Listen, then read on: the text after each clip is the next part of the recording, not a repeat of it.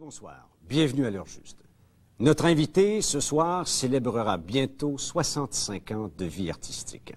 65 ans d'un périple qui l'ont mené des feux de la rampe au Vedétariat jusqu'à l'ombre des murs gris de l'asile. Elle renaît, elle est toujours présente et active, un passé toujours vivant, encore présent et ouvert sur l'avenir. Lady Alice Robbie, un voyage d'Alice au pays des merveilles. Dans un moment, à l'heure juste.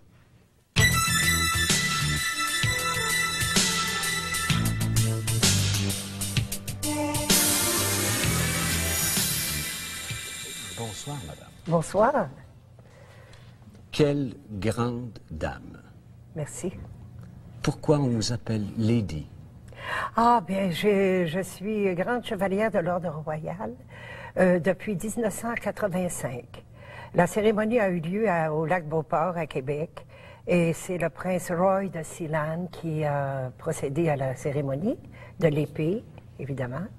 Et puis, c'est à cause des bienfaits que j'ai faits à l'humanité durant la Deuxième Guerre mondiale. Enfin, je me suis occupé beaucoup des malades. Vous étiez de ces grandes tournées sur les champs de bataille pour soulager, accompagner, encourager et soutenir nos soldats canadiens. C'est ça. Puis leur apporter des nouvelles de leur famille, puis de leurs fiancés, leurs femmes, leurs enfants. Et nourrir aussi un peu leurs fantasmes. Et les inciter à ne pas se laisser tuer, à ne pas se laisser avoir non plus. Alors, je leur demandais de revenir au Québec vivant le mieux possible. Ça s'est passé, cet honneur, à Beauport. Oui, mais ça vous êtes s'est une petite passé fille de là. Québec. Moi, je suis née à Québec, à côté de chez Roger Lemelin. Sur la rue... Oh, oui, sur la rue Morin. Oui, oui, oui. Ça n'existe plus, la rue Morin, c'est le boulevard Charest maintenant. Mais ma maison est toujours là où je suis née. Puis on va peut-être poser une belle plaque en cuivre l'année prochaine.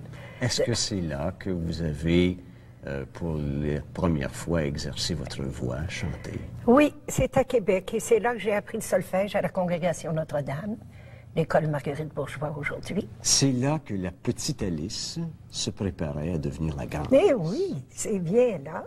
Et puis c'est à Québec, au Théâtre Capitole, puis au Théâtre Princesse, au Théâtre Impérial, en 1928, à l'âge de 4 ans et demi, presque 5 ans, que j'ai débuté ma carrière dans les talents de Catélie, les nouveaux talents Catélie. Ça existait. Est-ce que déjà... Non, à cet âge-là, on n'est pas lancé outre-frontière. On n'a pas notre yacht au Mexique. On n'a pas notre avion. Mais est-ce qu'on l'a dans la tête? On l'a peut-être pas à cet âge-là. Parce qu'à cet âge-là, je ne savais pas si j'étais pour devenir Alice Robbie, parce que je m'appelais la petite Alice. J'étais toute petite. Robitaille. La petite Alice, mais il ne disait pas Robitaille. Il disait la petite Alice, tout simplement. C'était mon nom de théâtre. Puis j'étais populaire. Je chantais des choses comme les roses blanches, je faisais pleurer les gens. Puis Petit Papa Noël. Eh bien, Petit Papa Noël, c'est venu après, ça. C'est Tino Rossi qui a créé ça. Oui.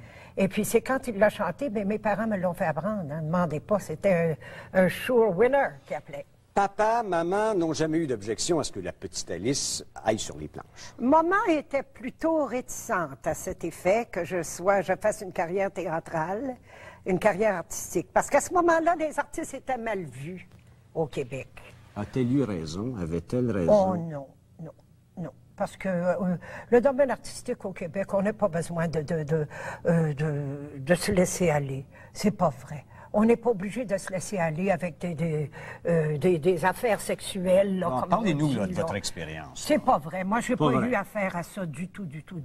Quand tu as du talent et que tu es sérieuse ou sérieux et que tu veux vraiment faire une belle carrière artistique, il faut te préparer. Moi, j'ai pris des leçons de chant. J'ai pris des leçons de musique. J'ai pris des leçons de ballet, de danse. J'ai même appris le tap dance. En une heure et demie, avec qui? Avec Sammy Davis Jr. À Québec? À Québec. À ce moment-là, il faisait partie d'une tournée. Il venait souvent à Québec. Il faisait partie d'un trio avec son père et son oncle. Et puis, en arrière du théâtre Harlequin à Québec, qui est maintenant le théâtre Pigalle, il y a la rue Notre-Dame-des-Anges, on sortait à l'extérieur puis montrait le tap dance parce que, pour pas faire du bruit à l'intérieur, pour pas déranger le spectacle. Et puis, j'avais tout un professeur. Je vous dis que je le dansais, le tap dance. Parce qu'il fallait apprendre la danse à claquettes Il pour fallait être complète. tout savoir. La musique, il fallait danser, il fallait être... Puis j'étais comédienne aussi. J'ai joué 10 nuits dans un bar avec Jean Nel au Théâtre Capitole alors que j'avais 7 ans. Il fallait tout faire. Même On savoir fallait- mentir un petit peu, parce qu'il fallait mentir à papa et à maman pour dire « je m'en vais à Montréal, déjà Madame Ouellette m'attend », mais c'était pas vrai, vous êtes parti avec 5 cents dans vos poches. On vous a dit ça, vous savez, vos enfants connaissaient pas mal l'eau. Vous avez joué un tour à papa et à maman Exactement. pour leur Mais, arracher la permission de venir en ville. exactement, mais je venais au Théâtre National parce que c'était le théâtre où étaient les artistes, les vrais artistes. Vous savez que tous ceux qui ont fait partie du Théâtre National dans le temps de Mme Rose Ouellette, c'est tous des gens qui sont devenus des grands artistes de la province de Québec, les plus grands. Mais vous savez, à ce moment-là, que le Théâtre National était populaire, monsieur, c'est incroyable. Et puis, ça coûtait pas cher pour entrer au théâtre à ce moment-là. Parce que moi, quand j'étais enfant, avec une passe de 10 sous, on pouvait voir le spectacle et les 2 films. Alors, vous arrivez à Montréal. Oui. Rapidement, vous faites la conquête de Montréal. J'ai fait la conquête, oui. J'ai demandé à Mme Ouellette de me laisser chanter. J'ai dit, je suis venue à Montréal pour continuer ma carrière et puis continuer mes études, bien entendu. Et puis, j'ai dit, je veux absolument chanter, mais j'ai dit, je vous promets pas de rester ici très longtemps parce que j'ai l'intention de faire le tour du monde, de faire une carrière internationale. On devait vous regarder. J'avais 13 ans, alors on a commencé déjà à se moquer un petit peu de moi. Et ça vous a suivi presque tout le temps. Oui. Que les gens se moquent de vous. Ah, ça m'a fait bien de la peine. On va y revenir. Oui. Alors voilà que vous avez 13 ans, vous chantez au Théâtre National. Et des belles chansons, monsieur, des chansons réalistes françaises, canadiennes-françaises. Mais c'est pas tico-tico encore. Oh non, on n'est pas rendu là, on n'est pas rendu au sud-américain et à l'espagnol, là, non. Mais c'est après, c'est alors que Bernard Goulet de Sécassé est venu au théâtre national et m'a demandé si ça m'intéressait de faire de la radio à nouveau, parce que j'en avais déjà fait à Québec, à CHRC, Oui. à l'âge de 7 ans. Vous savez, pour Narcisse Tivierge, qui était le président, directeur, fondateur de CHRC. Et puis là, il m'a demandé, j'ai dit oui, je veux faire de la radio. Puis c'est là que j'ai rencontré Félix Leclerc pour la première fois. Alors, c'était Phil Lalonde qui était le directeur président de CHRC. Phil Lalonde. Oui, oui. Et là, ce monsieur vous a dit, Madame, il y a de la place à la radio pour vous. Vous voulez Oui. chanter. Puis j'avais une voix pour la radio. Ma voix était pure, hein. J'étais jeune, j'avais une voix de soprano, mais léger. C'était léger. Et Vous puis, avez encore une voix plus. ben là, je suis mezzo-soprano. Je suis mezzo-soprano. J'ai une voix plus forte, plus... J'ai vieilli un peu, vous savez. Avez-vous mûri? J'ai mûri. Mais j'étais assez mûre lors de mes 20 ans. Oui. Oh oui, oh. Vous faites de la gloire avec l'avion privé, le bateau, les C'est hommes incroyable. qui vous adulent, Mais oui. Puis qui j'étais- sont prêts, les cheiks d'Arabie, qui sont prêts C'est à ça. marier Ah Lady oui. Alice. Ah oui, mais j'étais pas Lady, mais j'ai toujours été Lady dans le fond, vous savez, depuis ma naissance. J'étais pas mal tranquille. Il y a de quoi Mais faire il pouvait perdre la pas me tête à marier, une j'étais amoureuse d'Olivier Guimond, le fils. J'étais amoureuse de lui, je pouvais pas me marier avec eux. Quand bien même qu'il était multimillionnaire, ça m'intéressait pas du tout. D'ailleurs, j'avais mon talent pour faire ma vie. J'avais été douée d'une voix et puis d'une Et il personnalité. y avait un amour impossible, à quelque Oh part? oui. Ben, c'était impossible à cause de la carrière qui m'a éloignée de Olivier au lieu de m'approcher. Voyez-vous? Parce que ma carrière me demandait de faire le tour du monde. Alors, comme j'avais dit à Mme Ouellette, je vais devenir une chanteuse internationale. Et puis ça s'est fait à un moment donné. Qu'est-ce qui a été l'élément déclencheur? Comment il se fait qu'on est sur toutes les scènes? On est à Londres, on est à Oui. New York, Oui. on est partout. Mais on est toujours au Québec à ce moment-là, quand on aime sa province, quand on aime son pays, quand on aime sa famille. Même quand j'étais là, je voyais tout ça, c'était beau. Et puis je présentais le Québec avec beaucoup d'honneur et beaucoup de Oh, mais ça fait fermeté. rien. Vous êtes la plus grande star, et Oui. la première. C'est ce que dit Luc Plamondon dans la chanson Oui.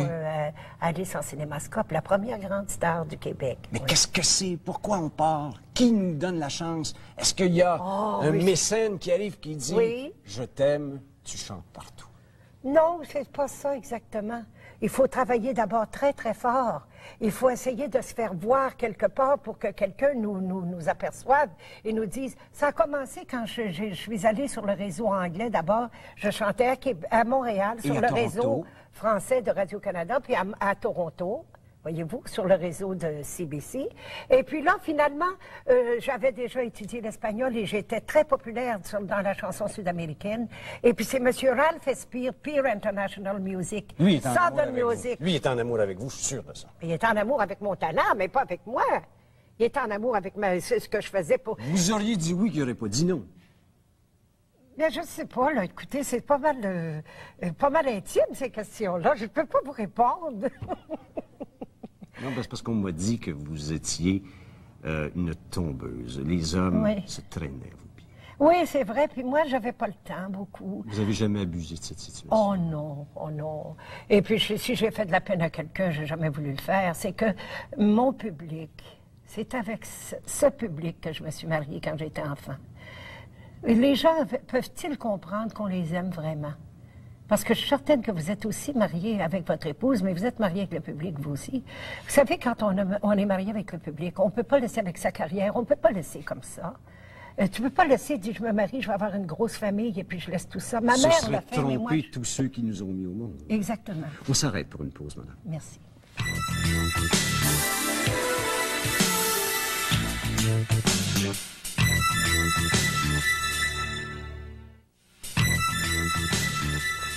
Les plus grandes scènes du monde, adulées, aimées. Oui, c'est vrai, les plus grandes scènes du monde.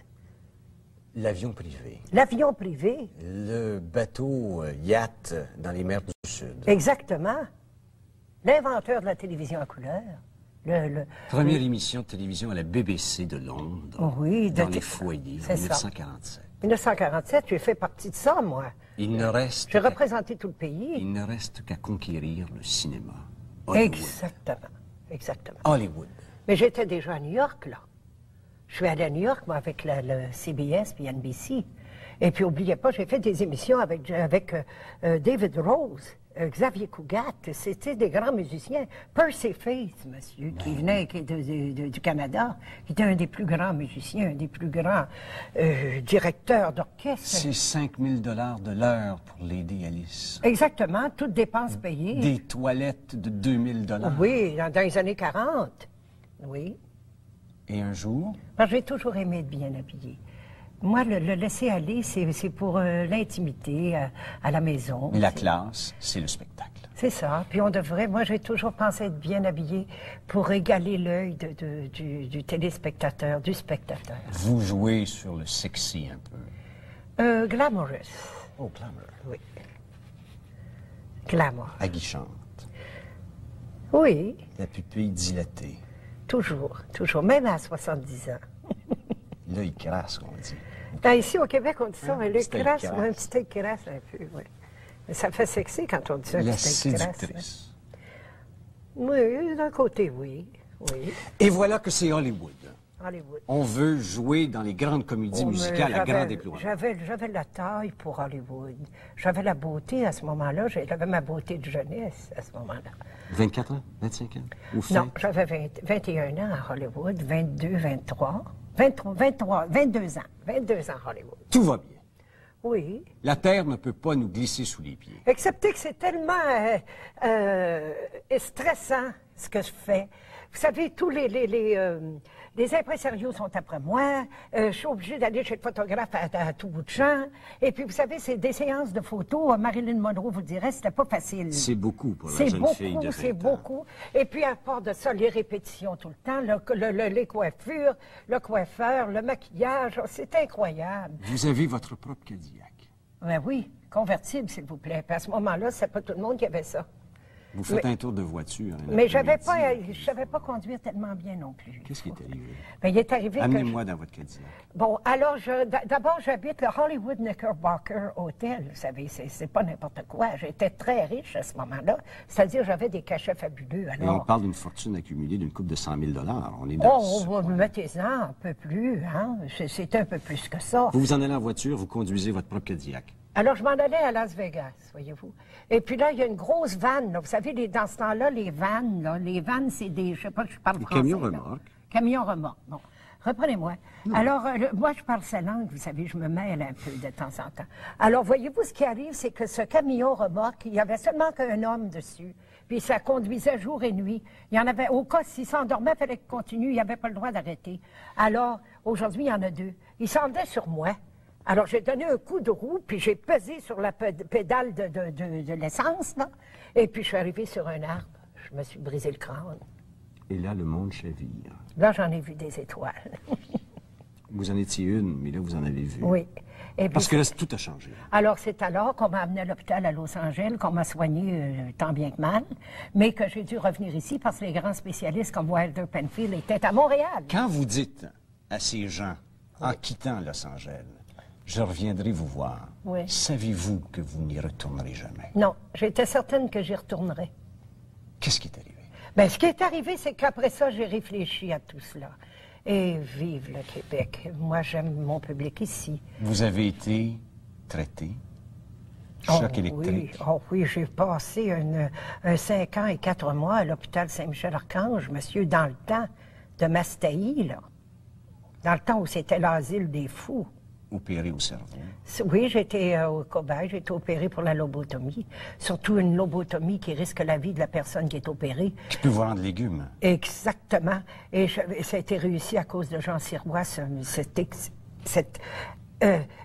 neurochirurgien extraordinaire de la ville de Québec, Jean Sirois, qui n'a pas changé même mon caractère. Tout est resté intact dans Alice Robitaille. Madame, je veux qu'on règle une chose. J'ai trop entendu parler, depuis que je vous connais, que je vous vois, Alice Roby est folle. Ah, vous avez entendu ça, vous aussi? Ah, ben c'est gentil. Merci de me traiter de mentale et de folle. C'est arrivé. C'est arrivé tellement. Il y a des gens qui vous... Ça m'a tellement fait mal. Je suis revenue, j'ai recommencé ma carrière. Moi qui étais au sommet, j'ai dû travailler dans des cabarets de 2e ordre, de 3e ordre. Mais j'ai toujours gardé ma dignité. Et puis, j'ai jamais insulté personne. Puis quand on m'insultait dans le club, le temps que je chantais, j'essayais de demander au Seigneur de me donner la force de continuer. Puis je répondais pas trop, mais il y a des fois je leur répondais, mais je leur répondais pas pour les insulter, mais pour leur faire comprendre qu'on devrait donner une chance à quelqu'un qui essaie de refaire sa vie quand on sort d'un hôpital psychiatrique. Arrêtez de les traiter de fous puis de mental, donnez-leur la chance de reprendre leur assurance. Ça fait tellement mal au cœur de se faire dire ça. Est-ce que ce seigneur-là n'a pas été votre meilleur impresario, dans le fond? C'est toujours mon meilleur ami. C'est mon meilleur impresario. C'est lui qui m'a sauvé à l'hôpital, de toute façon.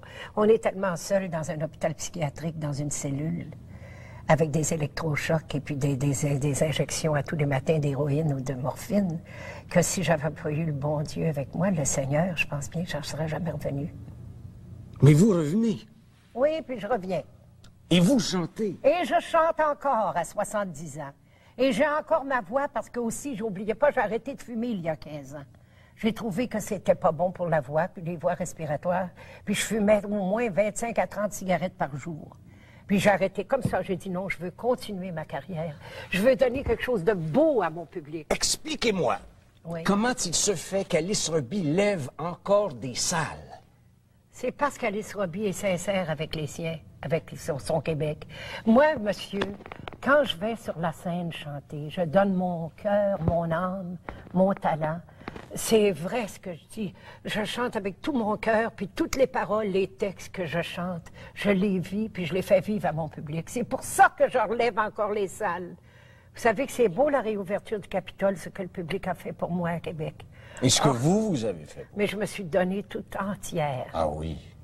Mais j'ai eu une belle récompense. Puis là, 65 ans de vie artistique, imaginez. Bien, c'est dans 4 jours, là. C'est le 4 mai. Mais oui, le 4 mai, puis on va me fêter. Et puis Alain Morisseau va être là. Imaginez-vous donc, il va venir de Suisse pour accompagner Laissez-moi encore chanter. Est-ce que... Et puis François Bernard me fait une belle chanson. Oh, c'est beau, ça s'appelle Mon roman. C'en est tout un. Et puis, je vais l'indiquer ma chanson à l'automne, vous allez voir. Madame, est-ce qu'un jour le rideau va tomber?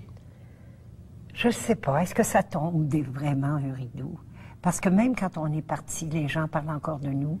L'histoire peut continuer à parler de nous.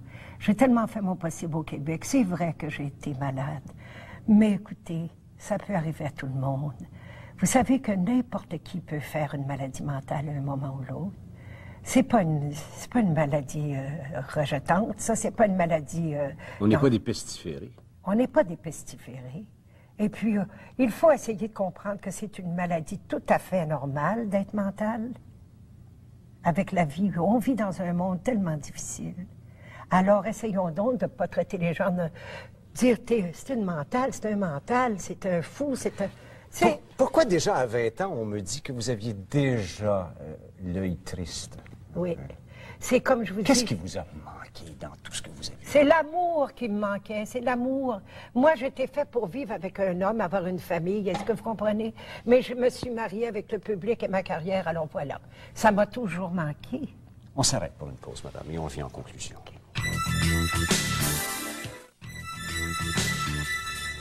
Lorsque tous les grands de ce monde nous ont félicités, nous ont dit que nous étions belles, oui. grandes, et qu'on se retrouve, somme toute, même s'il y a du monde autour de nous, seuls, est-ce que cette solitude-là est pire et pèse davantage que celle que l'on vit emmurée?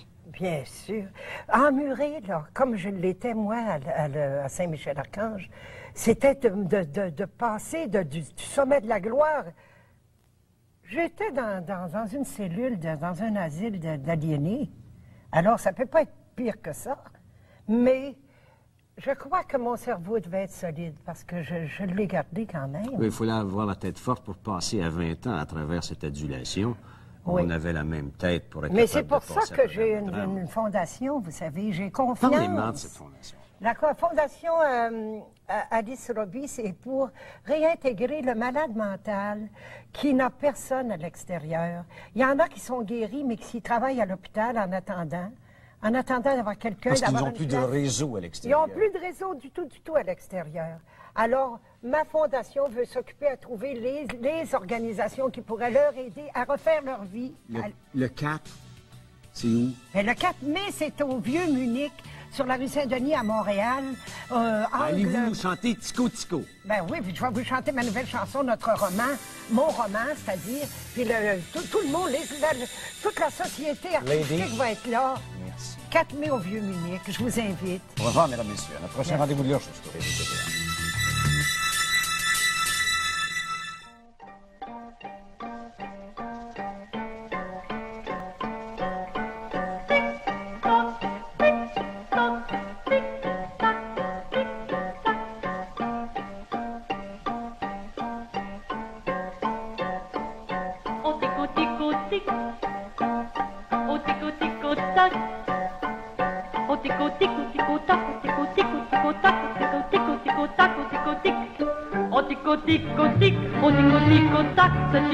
Met mon cœur tout en micmac. Et lorsqu'il dit coucou, il veut dire aimez-vous. Mes amoureux se fient sur lui dans mon partenaire. Et quand il crie 8 heures, tout chavirant mon cœur, je pars et ne reviens qu'aux petites heures du matin. Quand je suis à temps coucou, mais autrement ouhou, ah qu'il est gentil et charmant mon petit coucou. C'est un oiseau qui jamais ne se laisse prendre. Il connaît tous les rendez-vous, comment s'y rendre. Et dans les affaires d'amour, mon Tico est là toujours, qui me dit peu importe la nuit ou le jour. Oh, j'entends mon petit Tico qui m'appelle. Il semble dire que c'est l'heure d'être fidèle. Oh, oh, oh, oh, on dirait que mon cœur fait croc. Tico, tico, tico, tico, tico, tac.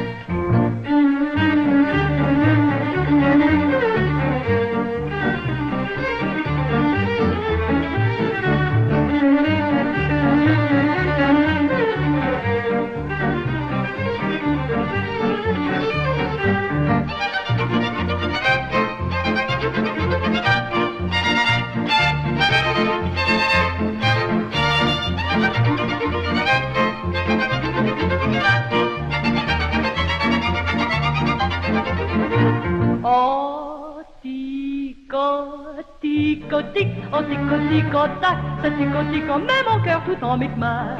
Et lorsqu'il dit coucou, il veut dire aimez-vous. Les amoureux se fient sur lui dans mon patelin. Et quand il crie 8 heures, tout chavirant mon cœur, je pars et ne reviens qu'aux petites heures du matin. Quand je suis à temps, coucou, mais autrement, ouhou, parce qu'il est gentil et charmant, mon petit coucou. C'est un oiseau qui jamais ne se laisse prendre. Il connaît tous les rendez-vous, comment s'y rendre. Et dans les affaires d'amour, mon Tico est là toujours, qui me dit peu importe la nuit ou le jour. Oh, j'entends mon petit Tico qui m'appelle. Il semble dire que c'est l'heure d'être fidèle. Oh, oh, oh, oh, on dirait que mon cœur fait crotte. Tico, tico, tico, tico, tico, tac.